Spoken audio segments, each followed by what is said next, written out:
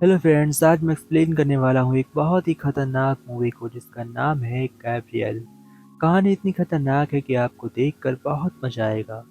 इस मूवी में हमें साफ तौर पर दिखाया गया है कि जब अंधेरी का राज पूरी दुनिया पर फैल जाएगा तो किस तरह से हमारी मुसीबतें बढ़ने वाली हैं।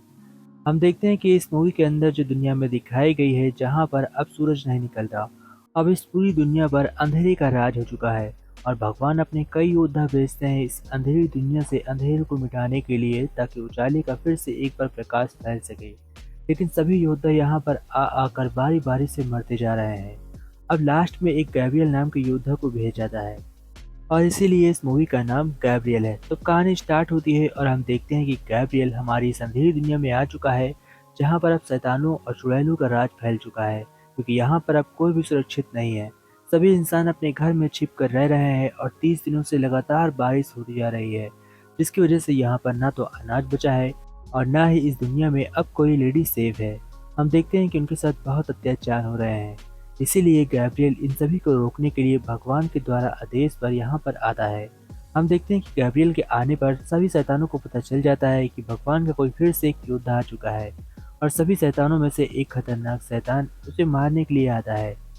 फिर गैब्रियल और शैतान में एक खतरनाक युद्ध होता है, जहाँ पर हम देखते हैं कि वह शैतान गैब्रियल को मारने की कोशिश करता है, परंतु गैब्रियल अपने हथियारों की मदद से आसानी से उस शैतान को मार देता है। अब हमें यहाँ पर यह भी बात पता चलती है कि गैब्रियल यहाँ पर जितने दिन तक रहेगा, उतनी ही गैब्रियल की शक्तियाँ कमजोर होती जाएंगी, क्योंकि इस अंधेरी दुनिया में शैतानों का राज चलता है और यहाँ पर भेजे हुए भगवान के सभी योद्धाओं की शक्ति क्षीण होती जाती है, जिसकी वजह से अब गैब्रियल के पास ज्यादा समय नहीं था। गैब्रियल जैसे ही उस योद्धा को मारता है तो उसके बाद वह एक योद्धा से मिलने जाता है, जिसे भगवान ने इससे पहले यहाँ पर भेजा था इस दुनिया को बचाने के लिए, जिसका नाम समयल होता है। हम देखते हैं कि वह समयल को देखते ही पहचान लेता है और उससे कहता है कि तुमने हार क्यों माना। तब समयल उसे बताता है कि मैं एक इंसान बन चुका हूँ, मेरे पास शक्तियाँ नहीं है और मैं जाकर उन शैतानों को मार भी नहीं सकता, मैं काफी कमजोर हो चुका हूँ। गैब्रियल, मैं तुम्हारे जैसा नहीं हूँ। तुम्हारे जैसा केवल एक योद्धा है जिसका नाम माइकल है, और तुम और माइकल बराबर शक्तिशाली हो और तुमसे पहले शैतानों से बचाने का काम माइकल कर चुका है। लेकिन माइकल का अंत में क्या हुआ किसी को आज तक बिल्कुल भी पता नहीं चला। माइकल के मरने के बाद अब हमने सोच लिया था कि मैं यह युद्ध कभी भी नहीं जीत सकता और बचे हुए योद्धा भी चुपचाप कहीं पर छिप कर रह रहे हैं। तुम चाह कर भी उन्हें मना नहीं सकते उस युद्ध को लड़ने के लिए। तभी हम देखते हैं कि वह समियल के पास से हटकर एक लेडी के पास आता है। यह लेडी अपने आप को एंजेला बुलाती है और इसे भी भगवान ने कभी दुनिया को बचाने के लिए भेजा था।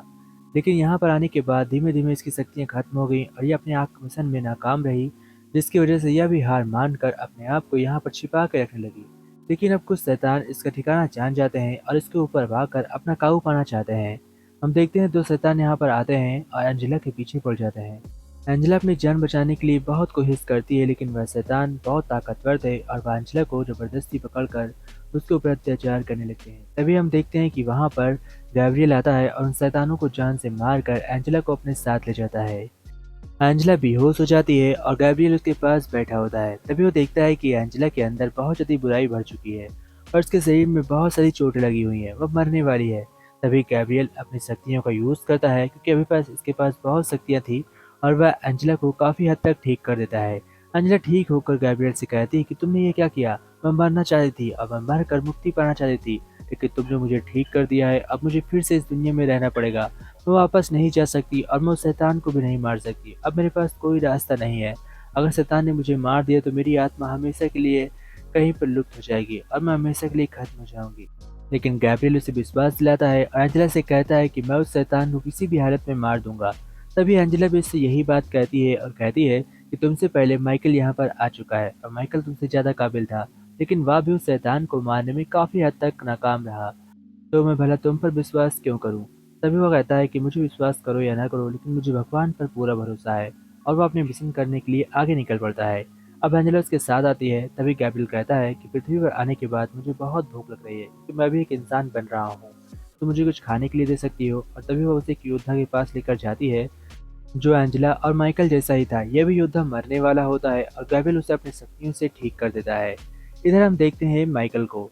माइकल दरअसल अपने मिशन में इसलिए फेल हो गया था क्योंकि वह अंत में आकर अपनी आज़ादी स्वीकार करता है और कहता है मैं वापस भगवान के उस गुलामी को स्वीकार नहीं करना चाहता। इसलिए वह अंधेरे को स्वीकार कर कर पूरी दुनिया पर अपना राज करना चाहता है और इसीलिए माइकल अपने मिशन में फेल हुआ था। लेकिन गैब्रियल ऐसा नहीं होता। हम देखते हैं कि वह माइकल के जितने भी बंदे होते हैं वह उनको चुन चुन कर मार रहा होता है, क्योंकि असली शैतान का राजा कोई और नहीं बल्कि माइकल है। पर शैतान माइकल पर पूरी तरीके से कब्जा कर चुका था और माइकल अपने योद्धाओं के जरिए गॉड के भेजे हुए सभी योद्धाओं को काबू में कर उनकी शक्तियां छीन लेता था और उन्हें जान से मारने की भी कोशिश करता था, जिसकी वजह से माइकल सबसे कामयाब था और उसका सामना करने की शक्तियां किसी में नहीं थी। इसीलिए सब काफी डरे हुए थे। लेकिन किसी को यह पता नहीं था कि वह शैतान कोई और नहीं माइकल है। फिर गैब्रियल एस्मोडियस से जाकर मिलता है और वह भी एक योद्धा था। वह उससे कहता है कि तुम यहाँ पर अभी तक क्यों हो, तुमने शैतान से हार क्यों माना। तब एस्मोडियस उसे बताता है कि मैंने शैतान से हार कभी नहीं माना, बस मैं अपने लोगों को जिंदा रखना चाहता हूँ। अगर मैं यहाँ से चला गया तो शैतान इन लोगों को आकर जबरदस्ती मार देंगे और उन पर अत्याचार करेंगे, और मैंने इनकी रक्षा करने का इनको वादा किया है, इसलिए मैं वहाँ तक नहीं जा सकता जहाँ तुम जाना चाहते हो। और इसीलिए मैं यहाँ पर हूँ क्योंकि मेरे पास इतनी शक्तियाँ भी नहीं बची हैं कि मैं जाकर अब उस शैतान को जान से मार सकूँ।